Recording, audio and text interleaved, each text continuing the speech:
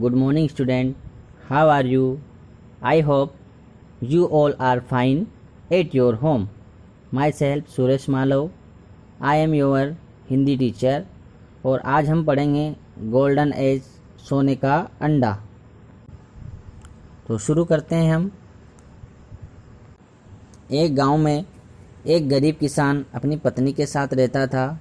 दोनों पति पत्नी दिन भर खेत पर काम किया करते थे, फिर भी उनको 2 वक्त का खाना बहुत ही मुश्किल से नसीब हो पाता था।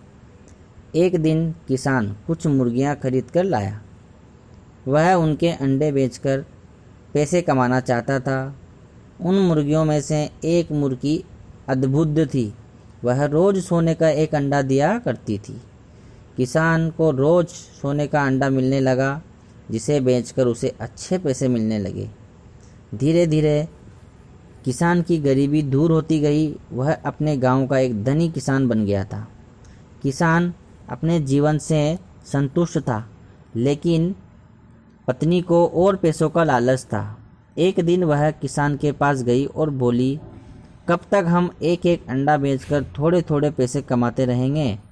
क्यों न एक बार में ही हम मुर्गी के पेट से सारे सोने के अंडे निकाल लें और उन्हें बेच दें। इस तरह हम एक ही बार में ढेर सारा पैसा इकट्ठा कर लेंगे और बहुत धनवान हो जाएंगे। किसान को अपनी पत्नी की बात समझ में आ गई।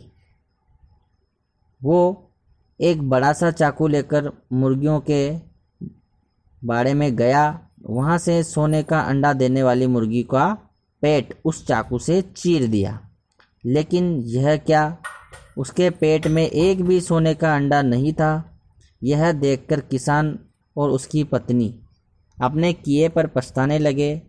उनके लालच के कारण रोज़ सोने का अंडा देने वाली मुर्गी मर गई और उनके हाथ कुछ भी नहीं आया। इसीलिए कहते हैं कि लालच बुरी बला।